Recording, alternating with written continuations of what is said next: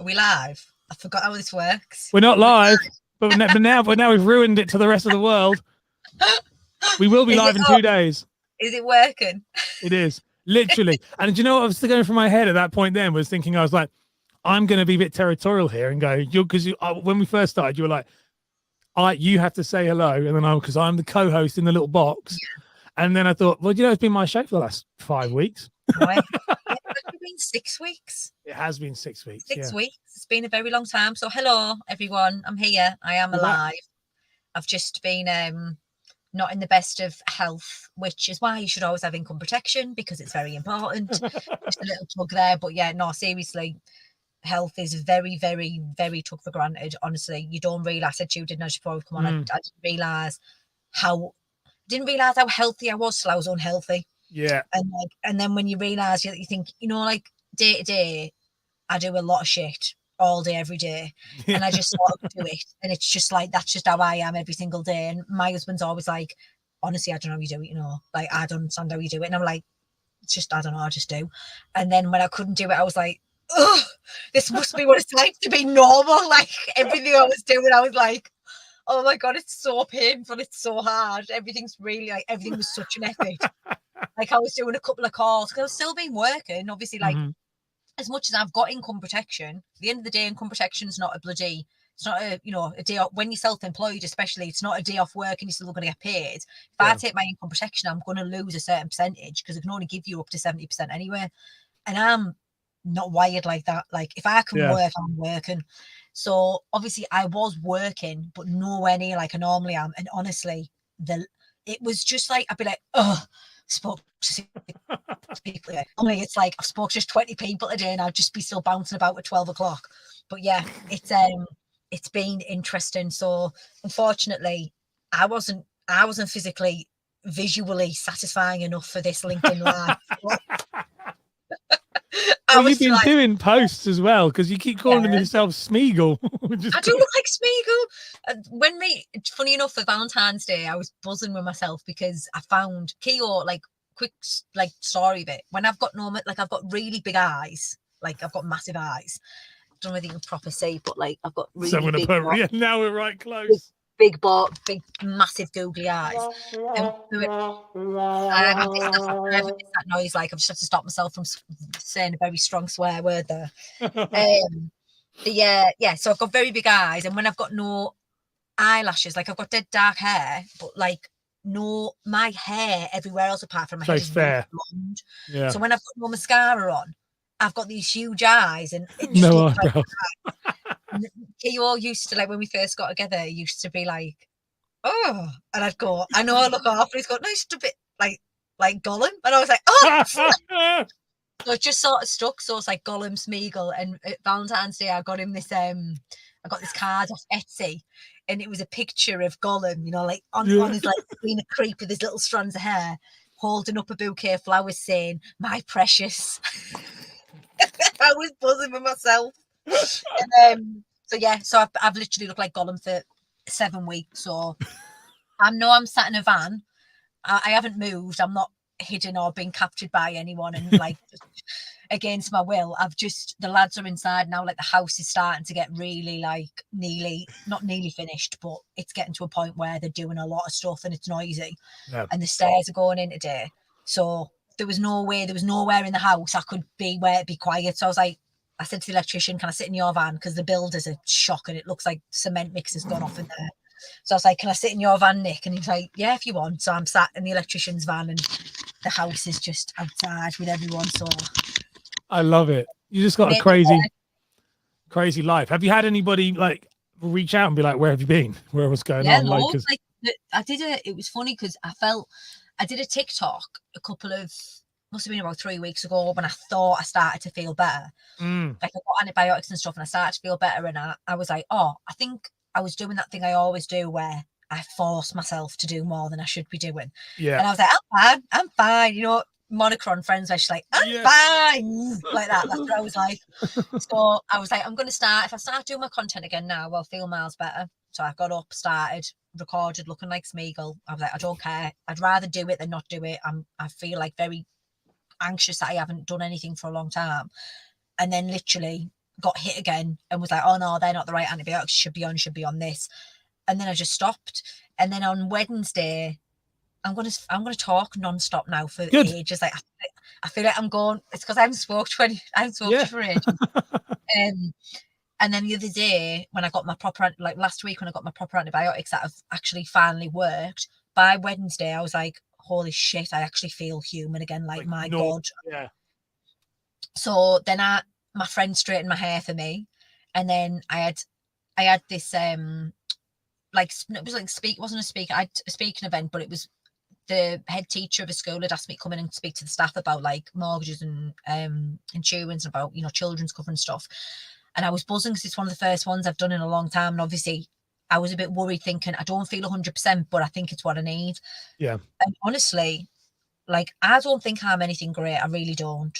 But my God, I looked absolutely fantastic. Like, I was, you know, when you're proper feeling yourself, like when you're like, and it was because I said to Keo, like, Keo took me and I was sat in the car and I went, is this what I look like normally, like all the time? And he was like, yeah. And I was like, because like, you've been looking like the other way for the. Yeah. I was like, oh God. He was like, Karla, you look like I don't understand it. I was like, because I think I've literally seen, because I've looked like shit for so long. I put a bit of BB cream and some mascara and my hair was straight. And I was like, oh my God, it's Angelina Jolie.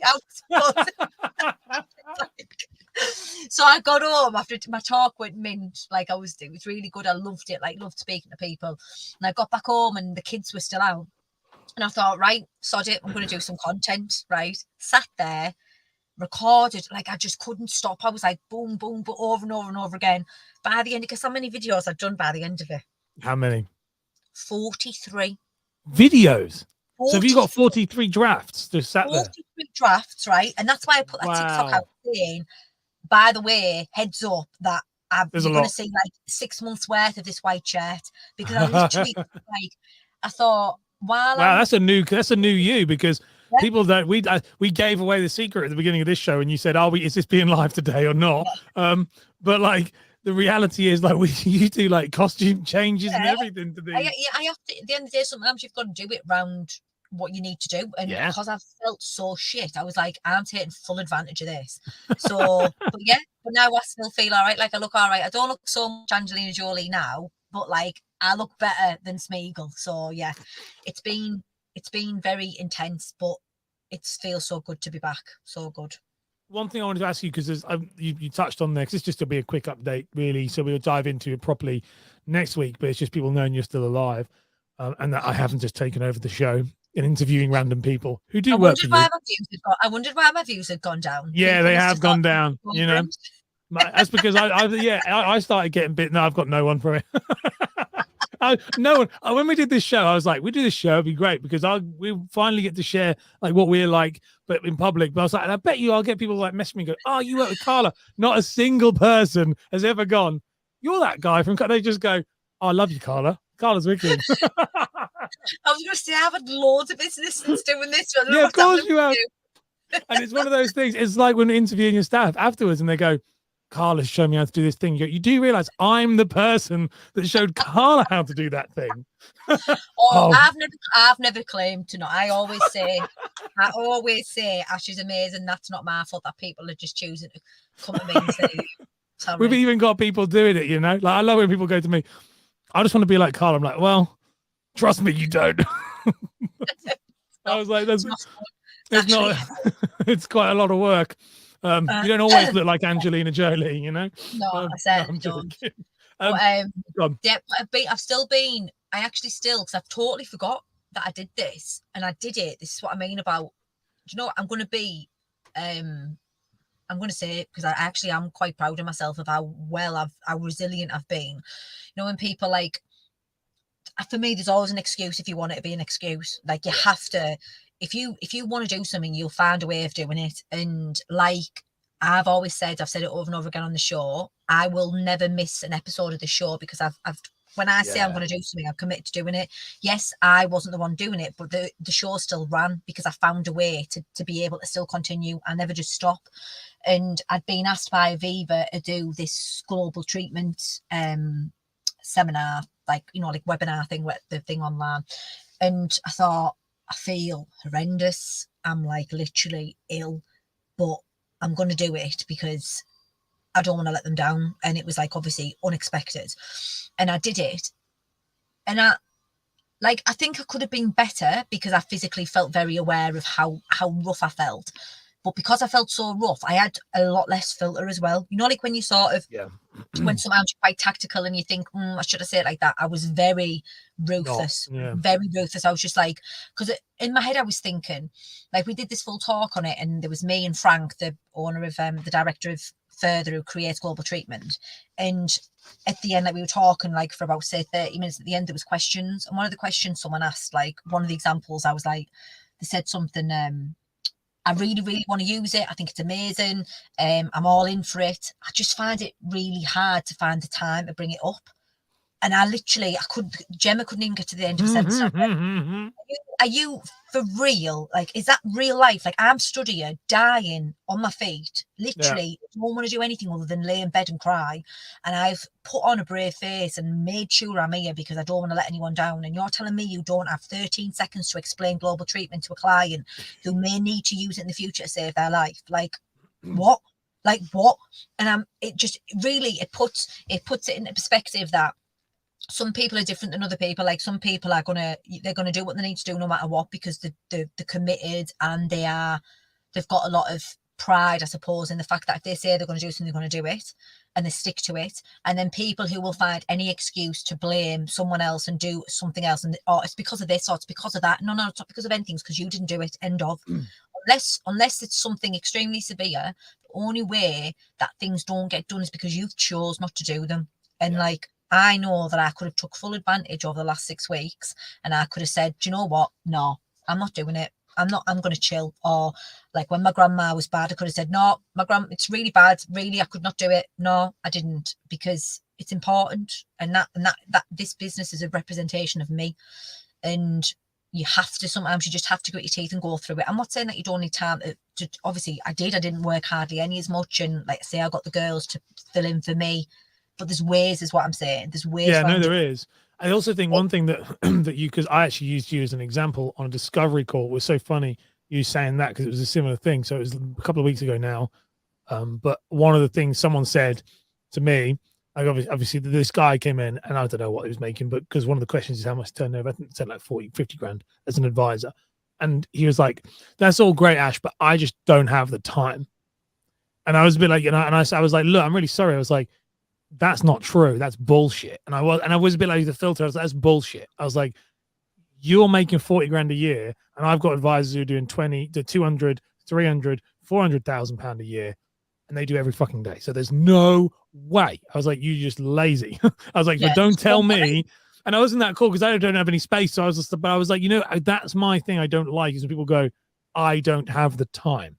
Yeah. And I think that might have been because I can't be asked. Yeah, just say I don't want to do it. Fast forward. Yeah. I'd rather them literally say to me, I'm not asked, me, and I go, all right, no bother. Yeah, it's okay. Just going, I'm just not going to do that.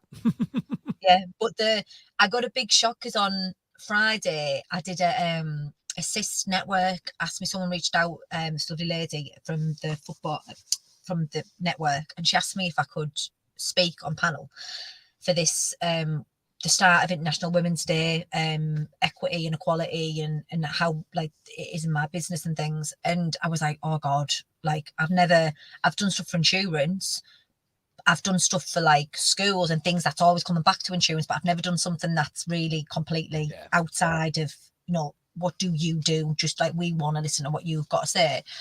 And I was up with two like amazing women who've far more experience than me, and done a hell of a lot more with the career. And obviously I'm only 4 years in. And I was really nervous. And there was a lady there who I know from like events and things, and she's gorgeous, called Lindsay. And she was like, oh, you did it good at this though. You'll smash it. And I was like, are you joking? Like, no, like I'm shitting myself. But yeah, I'm putting on a brave face. Like I've got to put on a brave face. And after I finished talking, I always get that imposter feeling of like, oh, I sound dead common. I don't sound good enough. I don't sound like, and I just said what I thought when they asked me questions, and I said things that I thought were like relevant to me and like what had helped me. And afterwards, the amount of women that come up to me and like, I really related to that. You were really good. Like I could totally get it. and it made me feel amazing. And I thought, you don't realize how much being unfiltered is actually really, really good. Like when you try and seem a different way than what you are, like the same as when I did that global treatment, the amount of messages I got afterwards saying you were absolutely amazing. I've sold so much more protection. I've been so much more confident. Like you made me realize that I was just using excuses. And then the same as like on Friday, I was really scared, and I said it exactly as I would have said it, because I felt quite